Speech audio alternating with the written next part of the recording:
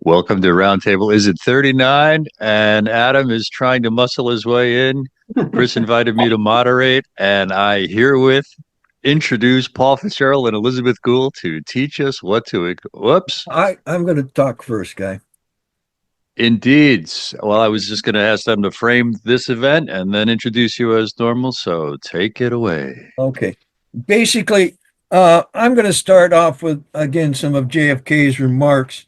And these are his, he was leaving, he was at Shannon Airport and he was leaving for England. And this is June 29th, 1963.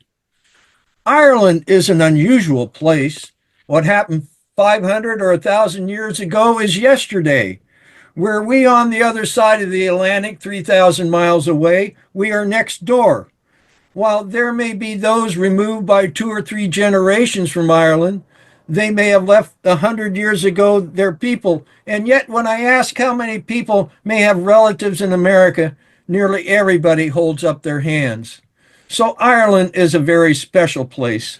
It has fulfilled in the past a very special role. It is in a very real sense the mother of a great many people, great many millions of people, and in a sense a great many nations. And what gives me the greatest satisfaction and pride being of Irish descent is the realization that even today, this very small island still sends thousands, literally, thousands of its sons and daughters to the ends of the globe to carry on a historic task which Ireland assumed 1,400 or 1,500 years ago. So this has been really the high point of our trip. Last night, I sat next to one of the most extraordinary women, the wife of your president, who knows more about Ireland and the Irish history. So I told her I was coming to Shannon, and she immediately quoted this poem, and I wrote down the words because I thought they were so beautiful. "'Tis it is the Shannon's brightly glancing stream, brightly gleaming silent in the morning beam. Oh, the sight entrancing, thus returns from travels long, years of exile, years of pain, to see all Shannon's face again, or the waters dancing." And the Shannon is the longest river in Ireland, and actually the longest river in the UK. So his last words, well, I'm going to come back and see old Shannon's face again, and I'm taking, as I go back to America, all of you with me. You know, JFK, the assassination has really affected the world, and Paul has a great story here that really tells it all. Well, I think before we start, I would like to have Alana, give some information on the spring equinox celebration that we're going to be participating in tomorrow morning. It will be a Zoom call, and she's going to provide you with the information just in case you'd really like to get up really early and hear it live. Thank you, Liz. I've been asked to give a little background and tell a little bit about this. Some of us met in person for the first time at the Equinox Earth Day last year. We held a rather large event all day long at the Henry George School. So we got to meet Bruce and Paul and Liz and others who sometimes on this call. And we had we instigated several events in several countries in the world and several other places in the United States.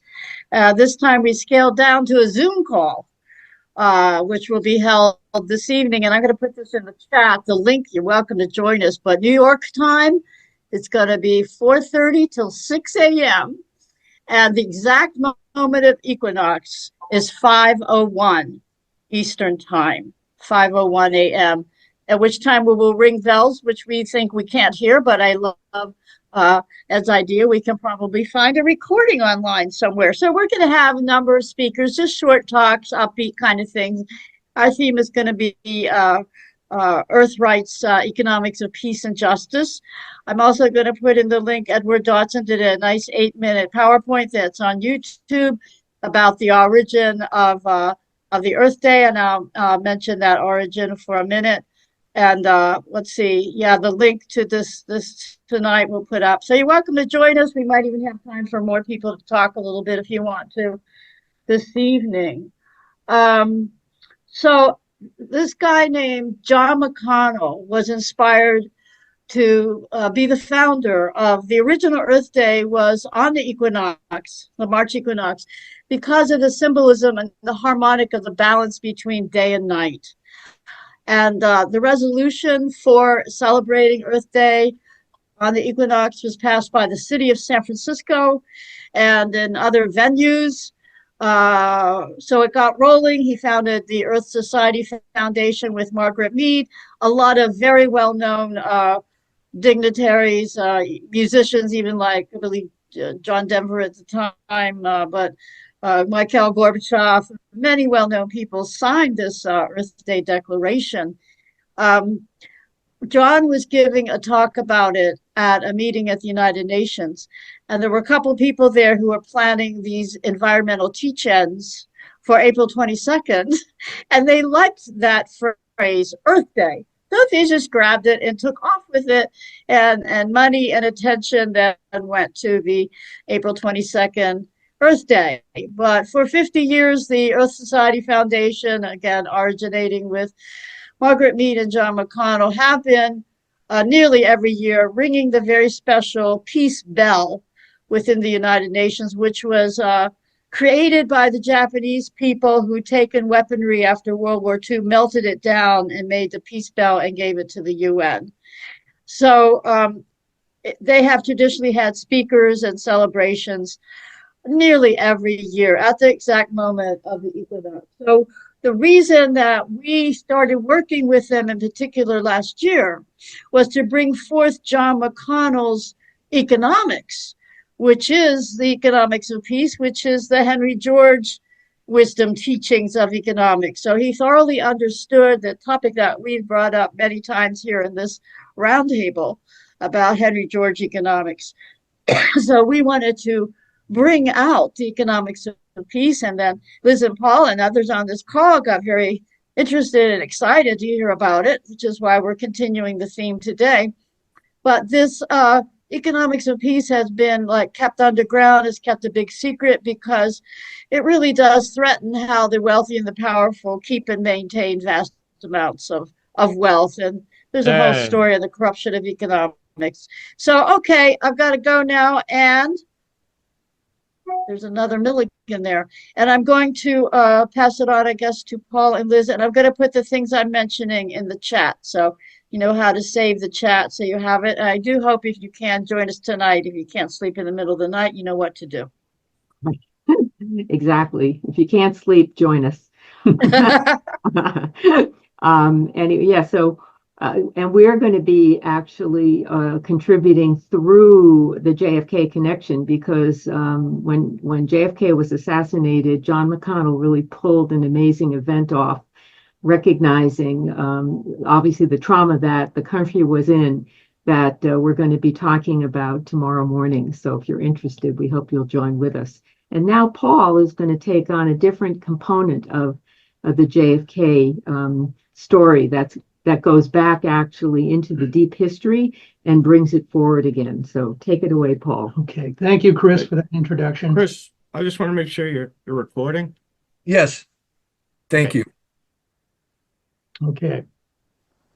When I first considered writing a memoir with Liz about our experience in Afghanistan, my mind kept going back to a question Harvard Law School professor Roger Fisher had asked me after spending a few days with us in Kabul in the spring of 1983. How do you know how to do this? He asked. Up to that moment, the only question in my mind was how I was going to get it done, not how I knew how to get it done. It wasn't just a matter of semantics. I'd burned up almost 20 pounds in the mad dash to Kabul, pulling the TV crew together for a coast-to-coast broadcast on Ted Koppel's Nightline, working up the itinerary and preparing the questions for what Jimmy Carter had called the greatest threat to peace since World War II. how I'd managed to negotiate the internecine bureaucracy of the Soviet-occupied People's Democratic Party of Afghanistan and gained access to their highest level of officials was not something I'd had time to reflect on. I'd just done it. I accepted Roger's question was coming from a lofty Ivy League insider who couldn't figure out how someone outside his elite circles of academic negotiation theorists could accomplish what I was doing. But the question, coming from such a high-level legal mind, struck me at the time and still does as existential. How did I instinctively know how to do this? It wasn't until 5 years later, when I started writing screenplays, that I began to understand what some would call the occult nature of narrative creation. A personal transformation occurs when you write a screenplay. You discover things about yourself you didn't necessarily know were there and have to animate them to get where you're going. As the story comes alive, it begins to write itself, almost as if it were already written and you're channeling it. It's the one aspect of screenwriting they don't tell you about in class, but it's the most important because it's where the magic of creation takes place. Much is involved in the process of converting a mental image to the screen, both linguistic and numerical. Anthony Burgess, author of A Clockwork Orange, talked about the importance of number in the updated 1986 introduction of his novel, and how his New York publisher had misused it by deleting the 21st chapter. Learning of Burgess's use of number led me to the Renaissance Neoplatonist, Dr. John Dee, Queen Elizabeth's astrologer, and a whole new world opened before my eyes. During Dee's era, mathematics was considered to be a form of magic, and mathematicians were considered sorcerers. In the opening remarks to his mathematics preface to Euclid, The Elements of Geometry, Dee argued the importance of mathematics rested on numbers and the intermediary role they played between the natural and supernatural levels of the cosmos, and that as intermediaries, numbers participated in everything from the divine to the mundane. According to author Francis Yates, Renaissance Neoplatonists believed that all knowledge, including mathematics, descended from the Creator through the angels in the intellectual world, to the stars in the celestial world, and then to the elements and to all things in the terrestrial world, and that remains of such things as ancient cities, columns, and pyramids were evidence of past use of mathematical magic. But not until I did a deep dive into my own family's history in Ireland did I begin to unravel the mystery of Roger's question and discovered how I'd stumbled onto a narrative process long associated with my family's past. This all occurred at the time without my knowing about something called the ancestor syndrome. By definition, quote, a theory of invisible loyalty owed to previous generations, which may make us unwittingly reenact life events, especially when those events entail an uncompleted task. To add authenticity, the impetus to begin this deep dive into this ancestral connection came from my 10-year-old daughter and a dream visitation she'd had with my deceased father, accompanied by an 800-year-old man. Not being one to ignore a message from the grave, I began to consciously search for what this might mean and soon became aware that I'd been involved in this quest for most of my life, not knowing where it was going or why. The initial research indicated that the Fitzgerald family had had a special relationship with various occupants of Windsor Palace, at least since the conquest of 1066, or maybe even before. I discovered that they were deeply involved with the Normans' implementation of patriarchal feudalism in England and Wales, and that the name Fitzgerald itself wasn't Irish at all, but Norman French, which is what the Viking families of northern France spoke in the 11th century. I also learned that their invasion of Ireland in 1169 coincided with my daughter's dream and dated back 800 years. I'd felt compelled to dive into the historical record, not knowing there were ancient secrets waiting to be revealed. But as the years passed and the research deepened, I came to recognize a common thread that transformed the story from a family history into an esoteric motive for the JFK assassination. Could JFK have been sacrificed in a ritual killing to satisfy the requirements of an ancient cycle stretching far into the past that had almost nothing to do with his politics as president? And had he been marked from the beginning as that required sacrifice to an apocalyptic end-time belief system that continues to play out behind the distractions posed by modernism and pop culture. As the children of the 12th century Welsh princess Nesta and Gerald, the Constable of Windsor Castle, the sons of Gerald had displaced the Anglo-Saxons and participated in the creation of a feudal Anglo-Norman empire. As a Welsh princess, their mother carried a lineage of Tudor kingship which traced back through the mythical King Arthur to ancient Rome and Troy. Strangely enough, I soon discovered that Dr. John Dee had traced the same ancestry for Queen Elizabeth as her astrologer and used it to legitimize something called sacred imperialism to justify her claims to empire. It seemed my journey into the Fitzgerald family's Tudor past was producing odd coincidences, but in naming their firstborn son William Fitzgerald, the name of my own father and his grandfather and great-grandfather before him, the synchronicities were becoming too much to ignore. After arriving in Ireland in 1169, the family soon divided into two separate houses known as Kildare and Desmond, and became deeply enmeshed in Irish politics and royal intrigues. According to the Encyclopedia Britannica, by the first half of the 15th century, Ireland was in effect ruled by the three great earls, Desmond, Ormond, and Kildare. They'd established relations with the noble families of Europe and played an active role in advancing a Roman Catholic agenda. They'd sided with the Yorkist King Edward IV in the Wars of the Roses from 1455 to 1487, become powerful feudal landowners, and were in effect the actual rulers of Ireland throughout most of the 16th century. Along the way, they'd held off London's influence, plotted their own independence, and prospered until another branch of the Tudors appeared on the scene in the form of King Henry VIII, and things began to change. It has been said that when Henry came to the throne in 1509, the King of England was only considered a prince of Ireland. But when he exited the scene in 1547, Henry was considered the King of Ireland as well. Henry's rule brought on the Protestant Reformation, the dissolution of the monasteries, and began the destruction of the clans. His 6 wives were the stuff of scandal, and his struggles with his Catholic Chancellor Thomas More, whom he beheaded in 1535, legendary. But to the Fitzgeralds, there would be only one rule and one religion in Ireland, and with the coming of Henry's daughter Elizabeth, the family feud would become the architectural model for a war of sacred imperialism. By sacred imperialism, I mean a kind of Neoplatonic imperial project foreseen and plotted by John Dee, intended to restore a golden age of peace and prosperity known to the ancients before the fall. Dee's idea was to use the Judeo-Christian, Solomonic theurgic magic to establish Queen Elizabeth as more than just the Judeo-Christian Queen of England, but to elevate her to a sacred place in the cosmic hierarchy under God as the messianic ruler of the material world. Solomonic theurgy provided the techniques and the tools to make this possible by summoning the angels specifically defined by King Solomon as necessary to control the material world, while using the geometric dimensions of Solomon's temple as the sacred place in which to do it. Frances Yates described its use in her 1979 masterpiece, The Occult Philosophy in the Elizabethan Age. Quote, Dee's views on the British imperial destiny of Queen Elizabeth I are set out in his general and rare memorials pertaining to the perfect art of navigation, 1577.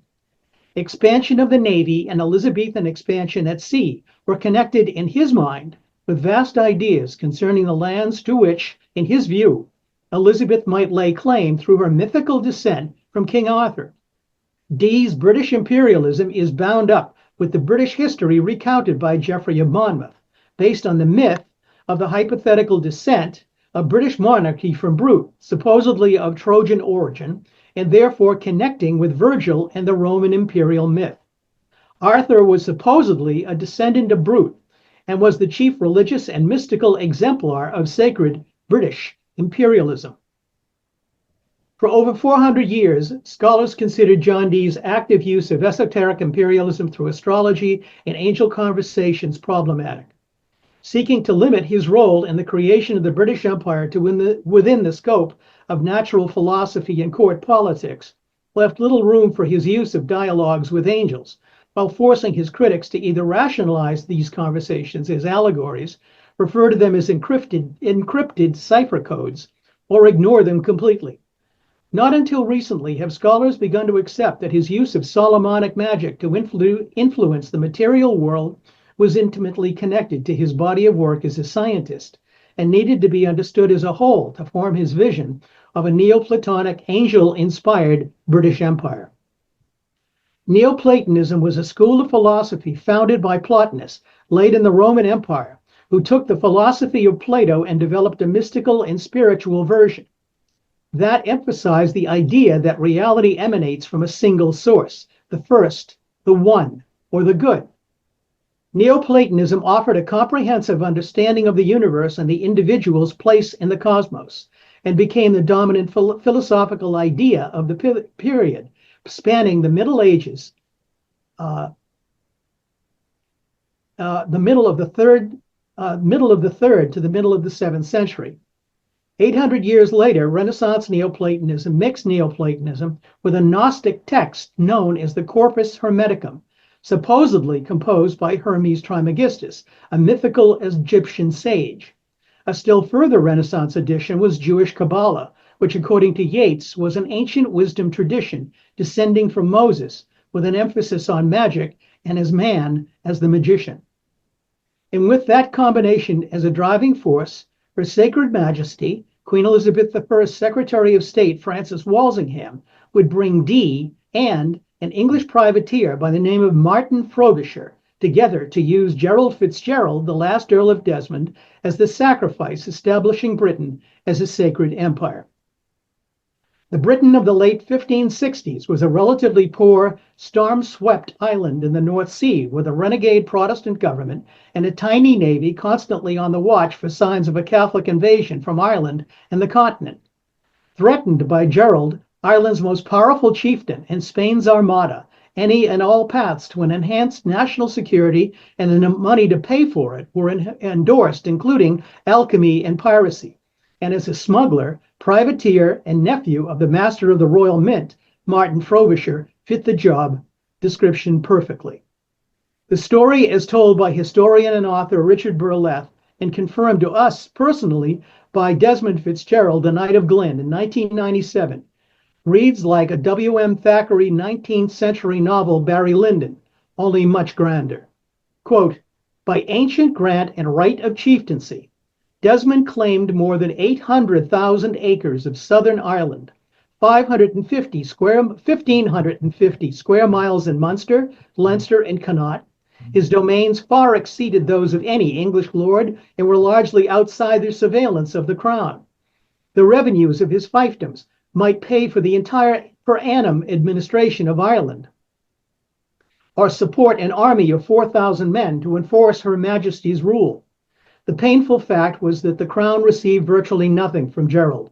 Money that might have gone to defray the cost of government went instead to pay Gerald's private armies, who broke more laws than they ever helped to enforce. For the crown, Gerald presented a, quote, formidable challenge, and the temptation was there from the start to remove him entirely. That opportunity came in the spring of 1565, when Gerald came to blows once again over feudal levies with his next-door neighbor and stepson, the Earl of Ormond, Black Tom Butler. Black Tom was uniquely alone among Irish power brokers as a Protestant, but as a cousin to Elizabeth on the Boleyn side and raised with her at court, they remained close friends.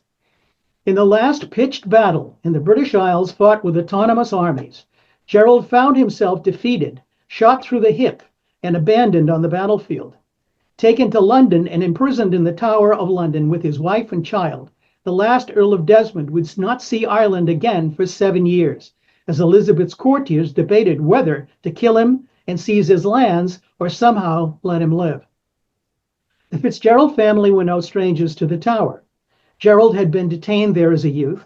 His father had escaped it by dying at home in Ireland, but his grandfather had died there, as had his uncle Silken Thomas, the Earl of Kildare, who'd been held for 18 months before being carted off to Tyburn with 5 kinsmen, hanged, drawn, and quartered. Desmond was made to vanish from the public eye. To prevent the rise of another Fitzgerald, London arrested his two brothers and severed his remaining connections to Ireland, and by the spring of 1568, the Earl was forgotten, penniless and alone. But one last step was needed to permanently remove him as an obstacle to empire, and so the dirty trick was hatched. Transferred across the river to a house just east of London, London Bridge in Southwark, Gerald was suddenly given the liberty on the waterfront with its rowdy neighborhood taverns, brothels, and disreputable types. And so it was there by no coincidence that he crossed paths with a pirate sea captain familiar with the Irish coastline who could smuggle him back to Ireland named Frobisher. And thus came the offer of escape and of treason that would seal his fate. The Earl was already desperate and not in his right mind, his health ruined by the absence of proper care for his wound after 3 years in a captive without trial, while Frobisher was the perfect villain. One official state paper described him as having, quote, such a monstrous mind that the whole kingdom could not contain it. Arrested on a London wharf, armed and incognito, Gerald was hauled before Francis Walsingham and charged with violating parole and plotting treason, of which, to no one's surprise, he was convicted. His doom sealed by the testimony of no one less than Martin Frobisher. As told by Richard Burleth, quote, before Frobisher had consented to play Judas, the crown had already decided its course in Ireland, and the Earl was the necessary sacrifice to the success of the new policy, end of quote. In my mind, I'd never linked the assassination of John Fitzgerald Kennedy in Dallas that November of 1963 to the sacrifice of his 16th century ancestor, Gerald Fitzgerald. But when I compared the personalities, the bloodlines, and the paths the two had taken, when I discovered the magical influence of John Dee on the British Empire, and that Dee had been directed to, quote, instruct Frobisher in the rules of geometry and cosmography, and that Gerald's death began at the Empire's start and JFK's its end, I began to see the evidence of a cosmic play unfolding, and that JFK was the final act in an ancient ritual. Despite JFK's assassination, the desire for a better world exploded in the years following his death. America's youth were ready for the promised new world of peace and love, and yet, as always, it never happened. Was JFK the final sacrifice to complete the cycle of empire creation, begun with the sacrifice of Gerald Fitzgerald in 1583? Or were the deaths of both about something else larger than we've ever been led to understand, dating back to an origin time and held in the dark by secret societies pledged to keep us from interfering with their plan? This is the first part of an idea we present today that will form the beginning of our valediction revelation, and there will be much more to come. But if one thing alone can be said to tie the elements of the story together from its ancient beginnings to tomorrow's news reports, from magic to Plato and to sacred geometry, to the Knights Templar, to the foundations of Masonry, to the establishment of royal lines of succession, and the cosmopolitics of Dr. John Dee's sacred hierarchy, it is the rebuilding of the Temple of Solomon. Thank you. Amen. I mean, please let me excuse this. We had some problems with Zoom, and so we started a little bit late, and we got a little bit of discombobulated, you might say. But what Paul just said there, and his research really shows the nub of the matter. And now, Paul, the night he was killed in 1563, is that correct? No, 1583. Okay. 1583. Okay, so that's 380 years from 1963. And then, you know, what he was talking about here, this book came out in 2019. You can't read it here, but it's called John Dee and the Empire of Angels, Enochian Magic and the Occult Roots of the Modern World. Okay, so, you know, historians are starting to look behind the curtain, you might say, and giving us some ability to try and understand how we got here. And Lord have mercy. So, you know, Chris, it's very interesting because of a lot of your authors, you know, and I started reading some of the other authors that you published, and you know, they brought up this issue of quantum mechanics and the the interference of this thing called coincidence, how this things just seem to, I mean, Peter Levenda pointed out the fact that, books fell out of the shelf, when he was trying to research something in the middle of a bookstore in Thailand or something. Or that was someone else. But at any rate, it was him. Okay. So at any rate, these things, you start to uncover things when you start to pay attention to it, which is almost like in quantum physics, the observer effect. When you start to pay attention to these subjects that you're kind of interested in, but maybe driven to do, they start to talk to you. They really do. And I really did discover this when I was writing the screenplays, that there was kind of a thing where it's like when you're doing a tow rope up a mountain, and you grab the tow rope, all of a sudden it starts to take you up the mountain. And it is very interesting to see the connections that you uncover and you discover just coincidentally, which apparently aren't coincidences, but part of the story. Yeah, I would like to also add that the coincidence too of delivering this and the point we are trying to make, and I think it's incredibly important to keep this in mind, is that the entire possibility that the assassination of JFK had literally nothing to do with the modern geopolitics at all, that is the distraction story from what the real truth is. And that is particularly important since the delivery of the supposed final documents has just happened. And needless to say, we have how many thousands of researchers are going to go digging through another layer of the totally, the facts about these individuals and the role they played in it is real, but it's not the important part of it. I think that's what we really want to emphasize. It's not the big picture. It's not the big picture, exactly. And that is obviously what has been very challenging. And so I like that. And that the big picture really does go to this idea of the Temple of Solomon being reconstructed. And that has been the objective of the Crusades. That was the objective of the Knights Templar. That was the foundation principle behind Masonry. And it's also a part of President Trump's stated mission in relationship to what is going on in Israel right now. So we have a lot of pieces here that we need to sort through, I think, and determine what are we going to put our energy into? What is the most important part of the story? And personally, I think it's what Paul just delivered. Thank you. Yeah. I mean, what makes things go bump in the night, and when I started to look very hard at the Kennedy assassination, I started seeing that there was ducks that were put in a row before he was even elected. And it took me, I didn't really start to understand that until I started to talk with Paul and Liz, and we started to uncover the Fitzgerald legacy and what it meant. And so let's open it up to discussion here. I see a hand up there. Ruth, unmute yourself.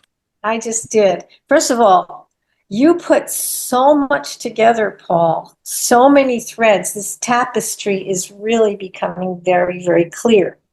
And what I've been paying attention to the spiritual obfuscation of the evolutionary destiny of humanity that has been clouded and obfuscated from their reclaiming who they really are. And almost all of the religions have done this. And what it is that you're talking about that John Dee understood, and a lot of these people have understood, is the truth of an incredible power that every one of us has to create reality. But we have been overwhelmed with viral thought forms by the established authorities to not ever think that we could do this and that we have direct relationship with this. And I feel like you're telling a story of the point at which this really, took hold in the established politics and governance and religions all over Europe, and I think it's everywhere. But I feel like what you're doing is giving a drawing the curtain in a very, very concrete way of this fracturing that has been done to all of us. And that I also feel like, just like you're saying, it's not about the politics, it's about the fracturing and the continuation of the rituals of fracturing. And what I feel at this point is the only way out of this conundrum that we're all in right now is for human beings, all of us, to reclaim this power. That's Exactly. I mean, Henry VIII created the Church of England in order to seize these powers for themselves, and it's always been painted as this kind of issue over whether, over his wives. The Pope wouldn't allow him to marry someone, and so the fact is that happened to be an aspect of the case. But the fact is that, the hierarchy of the Church of England was as much the same as the hierarchy of the Pope. In fact, it was established on the same basis.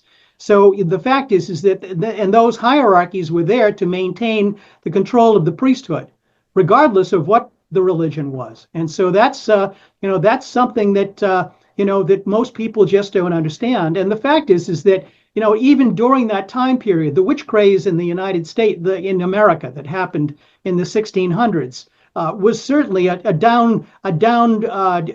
downstream from these events that were being done very actively by these high-level thinkers and what we would refer to today as the original scientists.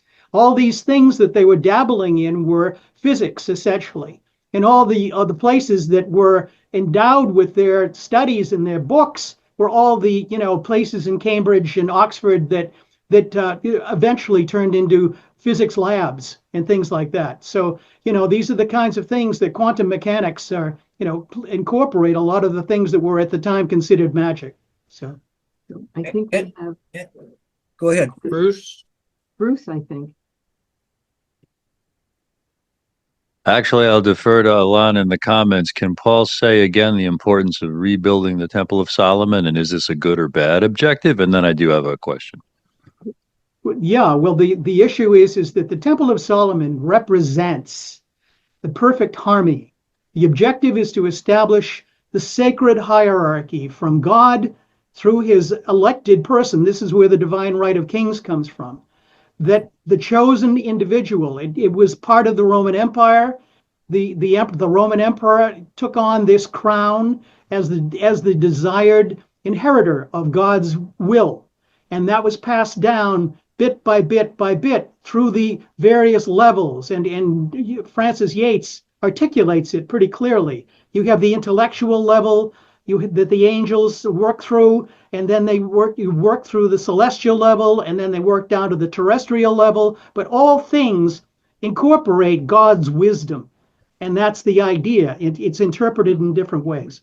Well, I'd like to add, I think the point about the rebuilding of the temple is that is literally part of the crisis we're in, where you have different competing systems, represented, by this, what might be the secret societies or the various bloodlines that are still vying to be the ones controlling at the end of time. And so all of this is really part of their problem. I don't think it's our problem.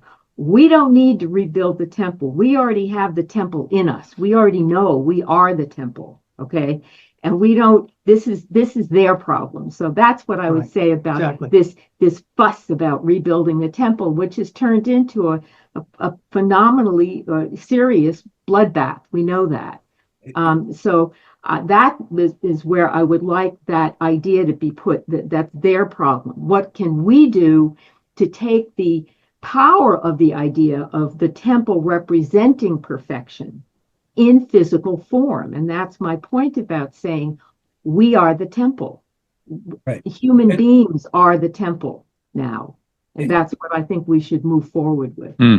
It's a control mechanism of what they're saying. Okay, well, I'm the king, so I need to rule, and it comes from God. It's just a narrative of a control mechanism, and I think it's very, today happens to be March 19th, which is the original Earth Day, and this just happened we've been doing these roundtables now for 3+ years, and we do them on a Wednesday. And it just so happened that, we ended up here on March 19th. And also, Casey talks about March 19th as being Christ's birthday, too. So I find this very auspicious that all of this is happening, and that because, John McConnell was very much, working with very respectful of JFK. And so this is just very, very, very wonderful. I think Bruce, I think you had a question. Yeah, it's I think consistent with all that I'm hearing. In the game that they're playing and their endeavors in competition to be the rulers who create the temple, our role in their eyes is becoming crystal clear. We're just fodder. We are just exploited practically as the values and the efforts of empire for the last 800 years or so, which is a totally exploitive model. So anything that is the antidote to that, and I'll just mention the history of American economics before Henry George, Alexander Hamilton's American system, and the work of Anton Chaikin, just showing how the intentional intention of that economics, embraced by Abraham Lincoln and others, was to elevate and equalize the conditions of humanity around the globe to the end of creating independent nations that were prosperous in their own rights because of their domestic economies, intentionally sharing America's best technologies and innovations with all the nations of the world so that all could be as prosperous as they could be and as strong in their own self-defense as they could be. So one group of nations couldn't conquer, dominate, and exploit, which we have seen through today in that model of exploitation. But this is so satisfying, this deep, once something makes sense, it's just so empowering. So thank you, Paul and Liz and everyone who's done so much work to bring all this to light, Chris included. Yeah, so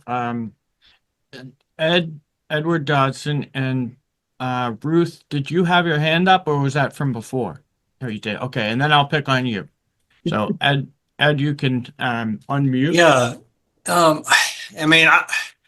For decades, I've been a sort of historian without portfolio. I'm a reasonably well-educated person who took on the task of writing my own version of world history. I recently sent out everyone the final chapter to the first volume of the book that I wrote that takes on all of these issues. I don't know what to make of what Paul just told us. Probably because my source documents for my own writing have come from most of the mainstream writers. Trevelyan, Cecil Woodham Smith, and the British historian Roy Douglas come to mind. What I learned about European history from the early on is that European lords, European factions operated from a very tribal point of view. And if you're not in my tribe, you're basically the enemy, you're a barbarian, and compromise with you is not something I'm going to undertake lightly. And so as I studied that history and wrote about it, it just was amazing to me that the population of European societies ever increased. There was so much killing that went on, from all sides, whether ethnic, religious, and then the landowners fighting one another to control the land and natural resources, the peasants uprising against that, being put back into their place or into serfdom or near slavery. But I can understand how this might be deeply motivated by religion, by a strange attachment to religion or spirituality. Because in the current work that I've done to study the evolution of the U.S. Constitution, and of course I'm teaching right now, at the end of the course, I take on Christian nationalism. And as I'm sure many of you know, there's great fear that Christian nationalism is the latest movement that will end up destroying the world because of its just blind adherence to an absolute interpretation of the scriptures that is demonic. So I will think, Paul, I'd love to get what you've written. I've written down the name of John Dee, and I'll try to find the time to acquire the book and read into it. But it's a way to interpret history that I haven't given any thought to. But So, I think that this Richard Burlett's book on the Fitzgerald family and what happened during that time period, it was a very critical time period for the formation. It was the end of the feudal era and the beginning of this kind of mercantile that was starting up.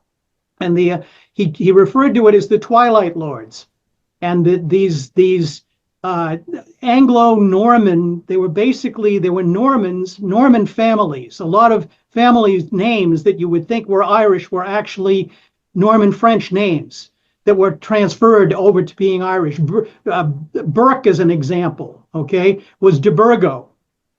Bruce, the Bruce family were de Bru. All of these intersections, that was a surprise to me when I came across this. We met someone who was a member of the Bruce family from that line in Scotland, and they said, most people just don't understand. They don't know anything past the first part of the story. They've been given such a superficial idea of history. So, yeah, exactly. And this is, I would recommend the Burleth book. When we got to meet the Knight of Glyn, the Black Knight, we didn't even know he was the Black Knight until we met him. And it was one of these strange things where I'd had a dream and I'd incorporated him into a story that we had, a novel that we were writing called The Black Knight, and he was the guide. And it turns out he was the real Black Knight. He really had one, the Knight of Glyn. Right, the voice. a question for you, if I might. Bringing this story forward to, let's say, the end of the 19th century, the beginning of the 20th century. Do you see any direct connection to the Anglo-American unity for trying to dominate the world through Cecil Rhodes and the Trilateral Commission, the Roundtables, and all that? Yeah. By all means. Oh, yeah. Yeah. They went out of their way to establish, an empire, literally a celestial empire that drew its power from the Temple of Solomon, using Solomon's magic. You can look up all this stuff. I mean, the fact is that the benefit to us is that the Fitzgerald family had a direct connection. You can actually open books and read the connections of these various people, and they're interfacing with these various European potentates, as well as the involvement in the Guelph and Ghibelline Wars and the establishment of the Holy Roman Emperor. I mean, the important thing, as an example, the Earl, the last Earl of Desmond, was actually considered to be one potential husband for Queen Elizabeth. So, she ends up beheading him, but she also might have married him. So you begin to realize that, in the creation of empire, and I think the important thing I always like to remind people is that imperialism is mysticism. You cannot have imperialism without mysticism. We have been so successfully given the impression that's the old word, and words like magic have been very successfully put into the category of, oh, that's just fooling people. Magic is always about trickery, like you're in the magic shell game, to make you think something's disappeared. So all of that has very successfully led people to discount that, to think, well, that may have been important 1,000 years ago, but it isn't anymore. Well, And that's my point about JFK. That yeah. is the point, Ed, that JFK's assassination, the motivation at the level we just explained is far more important than all the other excuses they've come up with for why people wanted to kill him. The Earl of Desmond was forced on pain of his life originally in 1565, 1568, I believe it was, to renounce his title and to go to Elizabeth, and he was in captivity. And the only way he could be freed, he was either going to be killed or he could be freed. And he would be freed if he would renounce his titles and his land ownership. And given that he was the largest land owner in Ireland and had tribal connections, clan connections, that made him an extremely powerful man in Europe, not just in Ireland. The fact is that they wanted that land. They wanted to create their own empire. They needed Ireland's support, and they were afraid of Ireland being a base by which Spain could invade England. So there were genuine problems that they had with it. In fact, the Fitzgeralds did bring over an army of Spaniards. After Desmond was freed, he went to work at basically taking over the army that were going to take on the Elizabethans. And there was the Desmond War, as they're referred to as, and they were devastating. I mean, it's really interesting because everything you've talked about, I'm generally familiar with in terms of the facts. It's the motivations that have a different interpretation from the mainstream historians that have taught me. And so, for example, the Masons, the Freemasons, the attachment to the occult. Well, I've always wondered how strong that attachment really was. Was Benjamin Franklin as a Freemason? Was he drawn in by the occult?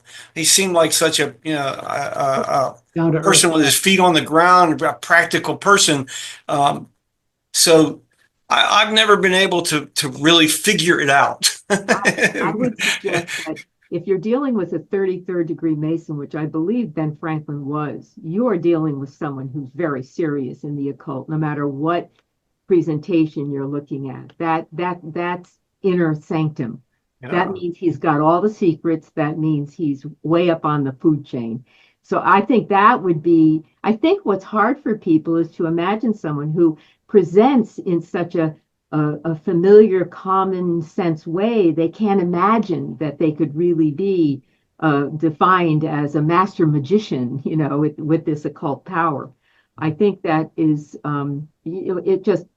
there's no way on earth you can be a 33rd degree Mason and not believe in that. Well, especially when you get into the issues of, I don't know if you heard some of our previous work on Giordano Bruno and connecting Bruno. Bruno actually wound up in London in 1581 during the final days of the Earl of Desmond, and when they were waging a war with the Desmonds.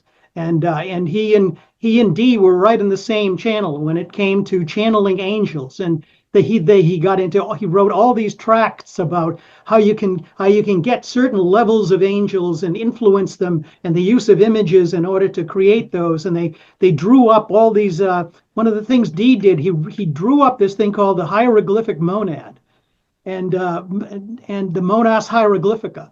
And it's all the symbols. These are all ancient symbols that are designed to attract the angels that will do specific things and how to control those angels. So they spent whether you and I believe it or not, the fact is that these guys spent an awful lot of time on this particular subject and invested an awful lot of capital in it. Yeah. Yeah. Ruth, would you like to unmute yourself? Yeah, this stuff is getting good. I know, it's getting really good. But I want to say, first of all, the word occult is an obfuscation. And it's hidden. It means hidden, but it's a hiddenness of what is actually something that is revealed all the time, but they want it to be kept away from common people. And so they have religions that actually tell you that your body is evil. The physical universe is not where it's at. And you create this fragmentation internally. Once you have a thought form of fragmentation embedded in your internal story, you cannot touch the occult.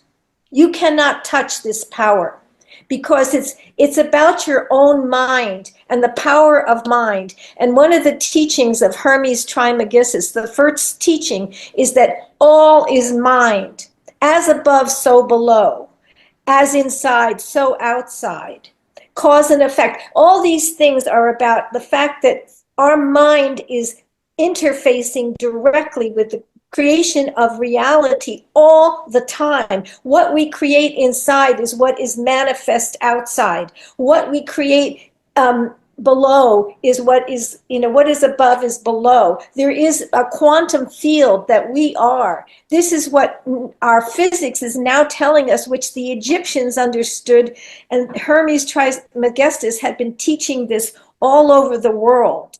And so the occult is kept occult to keep people fractured and weak, so that they become servants and they fight stupid wars that don't do them any good. And, I was reading about the Black nobility, which was the transformation of Rome that went to Venice, the Venetians, who create what they were doing. You think that it's all about these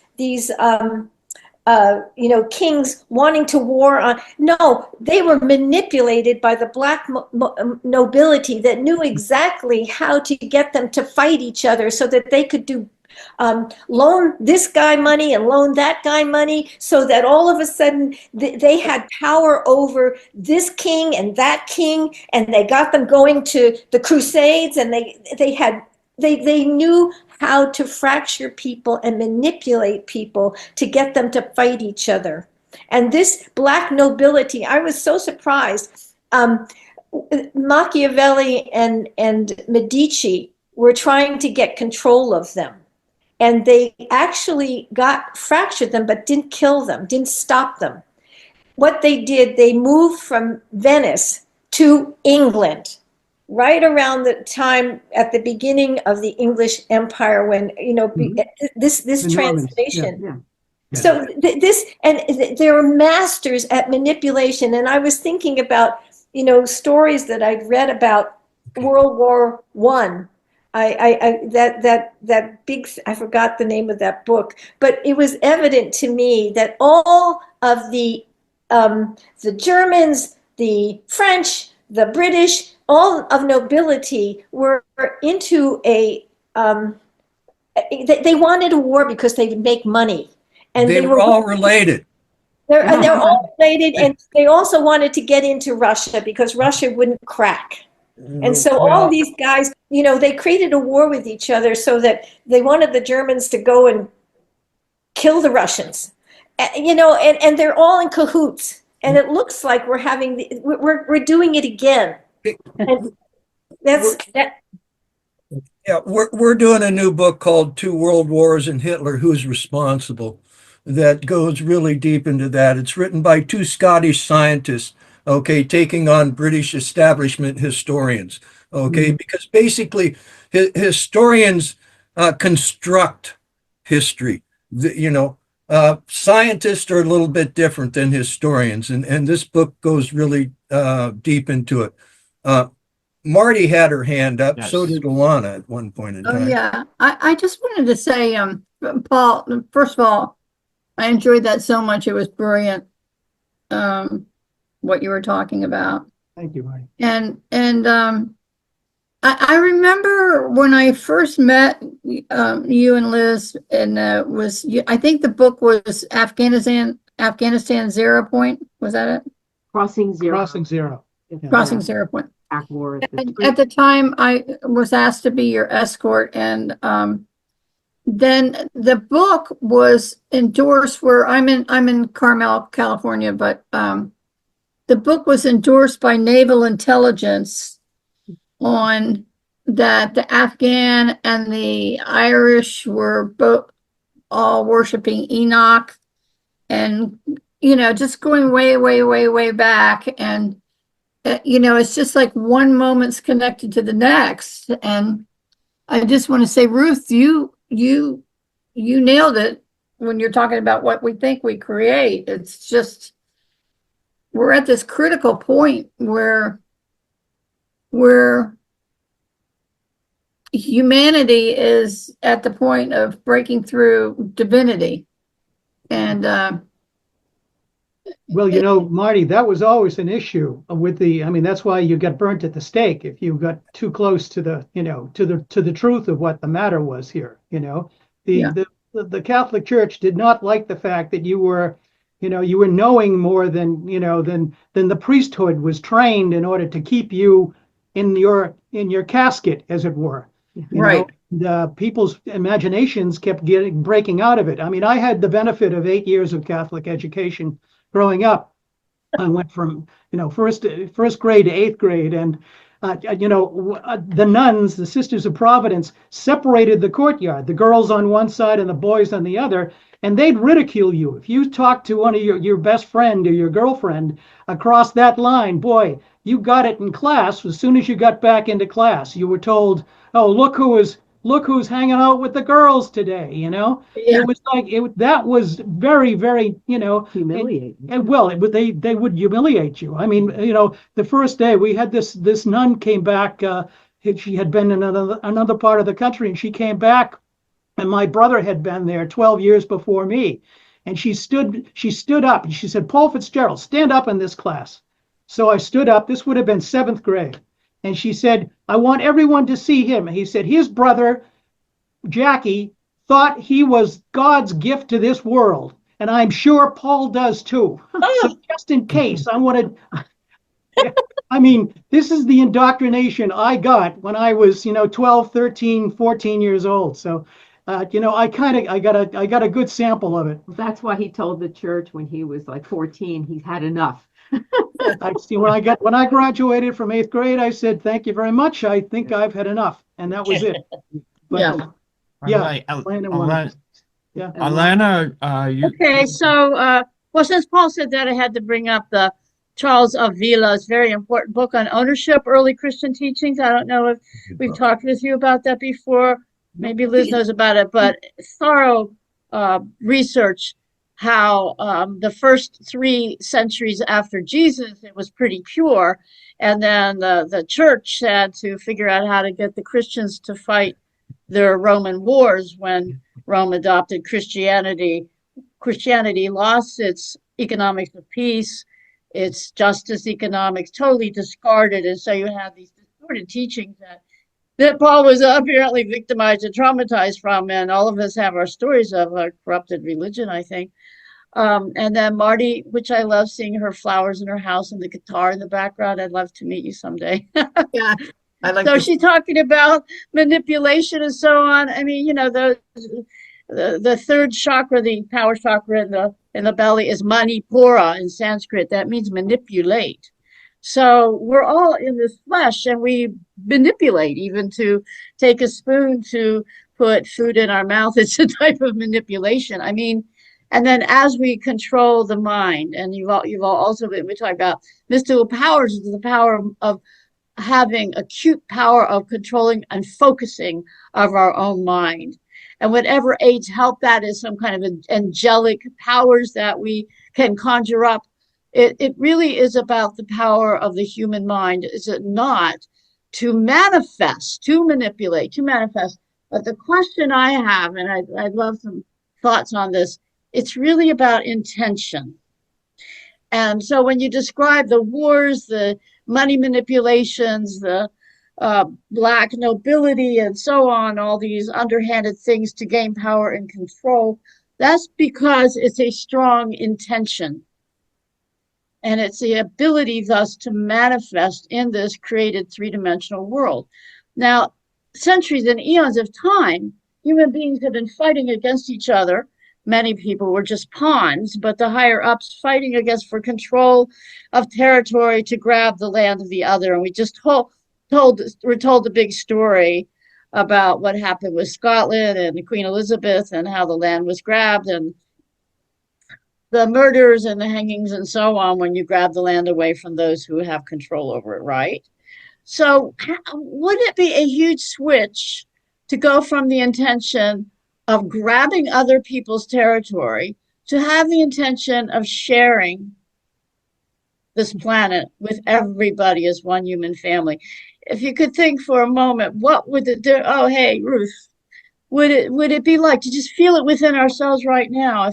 If I move from I want to grab what others have so I can be bigger to I really want us all to share so our basic needs are met so we can all expand mentally and spiritually. Isn't that some kind of really deep shift of the neurons in the brain and the heart? I think it's No. happening, Alana. I think that is what is taking place. And I think there is an addiction that many people are suffering through that believe that the solution to their problems is acquiring money. And that to me is the primary addiction that, you know, money follows what you do. The ability to support each other follows what you do. So when you talk about intention, you want to give a gift. What you're trying to do is give your gifts to the world, whatever it is. But people have replaced that with the idea of getting money. That's how you end up with a salesperson selling OxyContin to doctors to poison their neighbors and think it's okay because they got 3 kids to feed. Ed. Ed was going first, and then after Ed, Ruth, I'll get to you. So, Well, I just wanted to point out to Chris, you mentioned this book that's coming out on the First and Second World Wars. If the authors aren't already familiar with this book, which was one of the first anti-war tracts that came out in 1915, it was authored by Francis Nielsen. Nielsen was a member of Parliament, and he resigned his seat in Parliament and left the United Kingdom in protest for the British entry in the war. And his book, How Diplomats Make War, contained a lot of the source, information about what was being talked about. And Nielsen then came to the United States and went on a U.S. tour speaking against the war until the United States entered the First World War, and then he was basically censored after that. But he remained in the United States mostly for the rest of his life. Right. It's in there now. I'll get you a copy of the book, Ed. You'll enjoy it. Ruth, would You you know, like to? It's about shame, blame, guilt, all these negative beliefs about ourselves that are the symptom of the schism from our true power that makes us identify as a victim.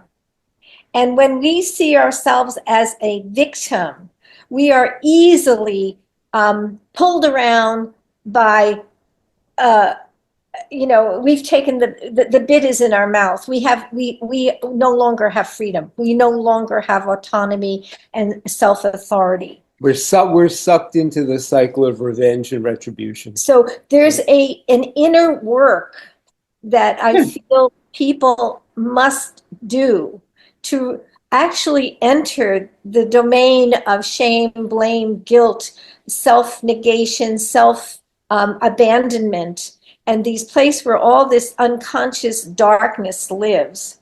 And there has to be a reclaiming of all of that, because it is not dark. It is not dark. It's dark because it has been abandoned by each person. They've abandoned their true power. They've been told that the power that lives inside of them is wrong.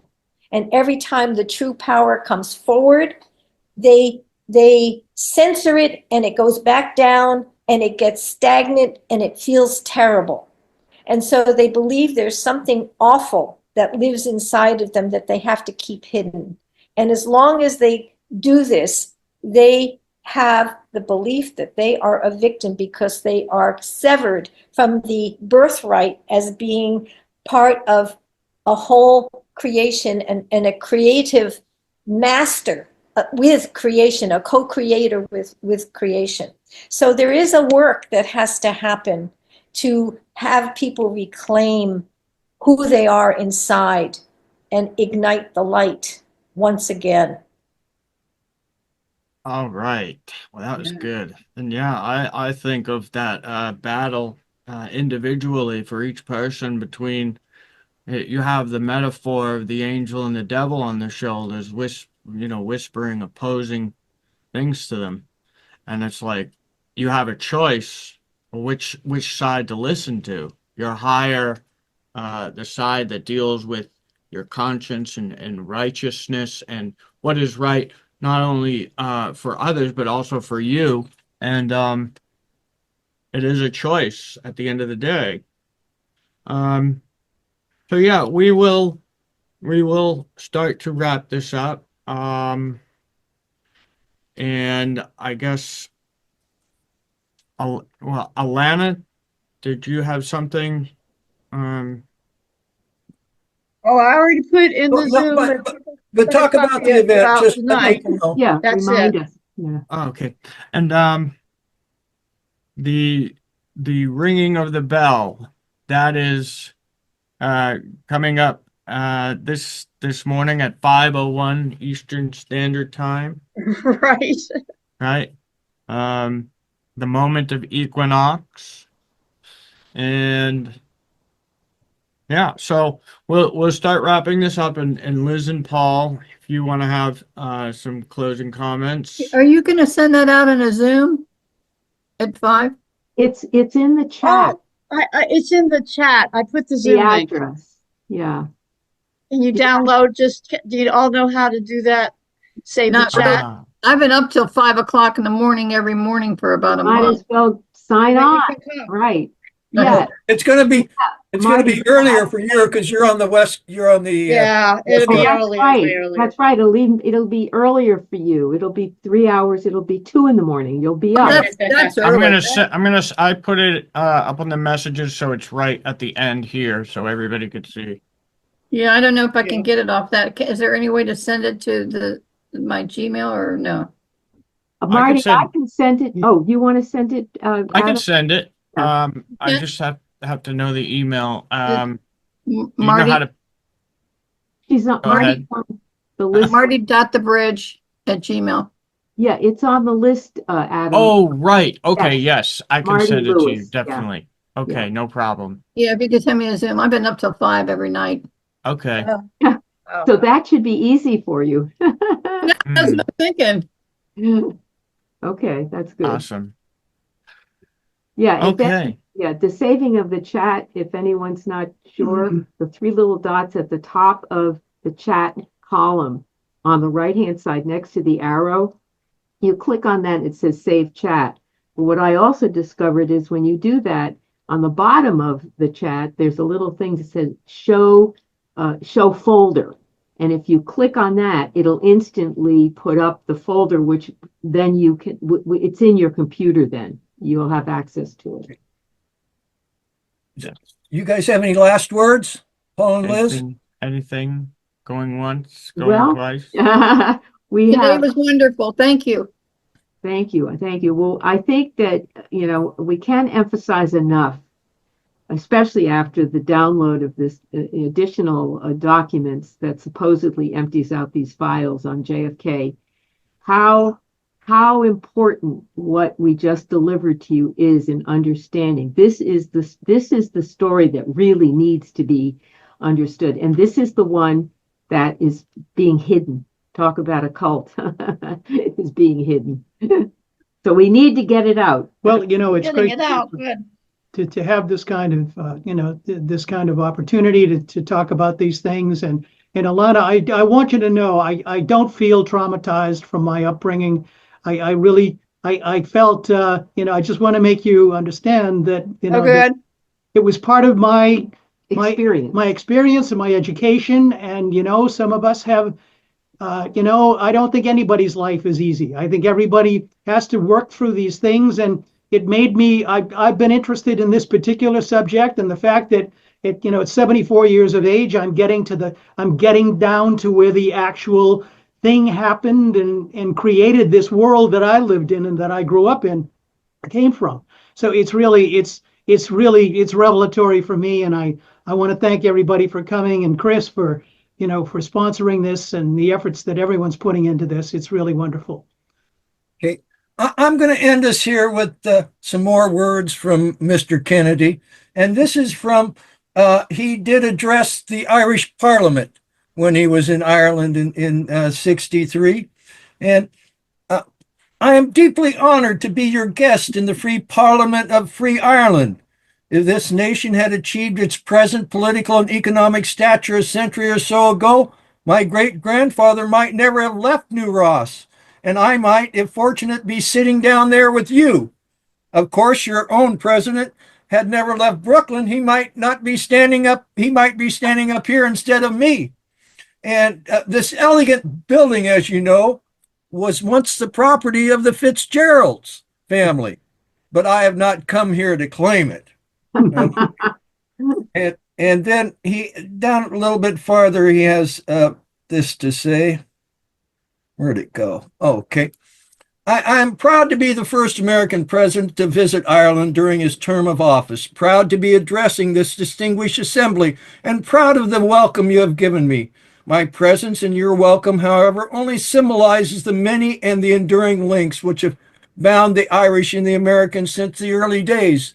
Benjamin Franklin, the envoy of the American Revolution, who was also born in Boston, was received by the Irish Parliament in 1772. It was neither independent nor free from discrimination at the time, but Franklin reported its members disposed to be friends of America. By joining our interest with theirs, he said, a more equitable treatment might be obtained for both nations. Our interests have been joined ever since. Franklin sent leaflets to Irish freedom fighters. O'Connell was influenced by Washington and Emmett influenced by Lincoln. Irish volunteers played so predominant a role in the American Army that Lloyd Mountjoy lamented in the British Parliament that we have lost American through the Irish. And so it is that our two nations, divided by distance, have been united by history. No people ever believed more deeply in the cause of Irish freedom than the people of the United States, and no country contributed more to building my own than your sons and daughters. They came to our shores in a mixture of hope and agony, and I would not underrate the difficulties of their course once they arrived in the United States. They left behind hearts, fields, and nation yearning to be free. It is no wonder that James Joyce described the Atlantic as a bowl of bitter tears, and an early poet wrote, "They are going, going, going, and we cannot bid them stay." So, again, I really appreciate all you guys spending this time here, and we are just one people living on a blue ball spinning through space, and it's up to us that our children have a future. Amen. Yeah. Onwards to a Amen. better future. Onwards. Again, Okay. take care, folks. Bye, everyone. Bye. Thank you. Great to see you all. Keep up the good work, everyone. Thank Thank you. you.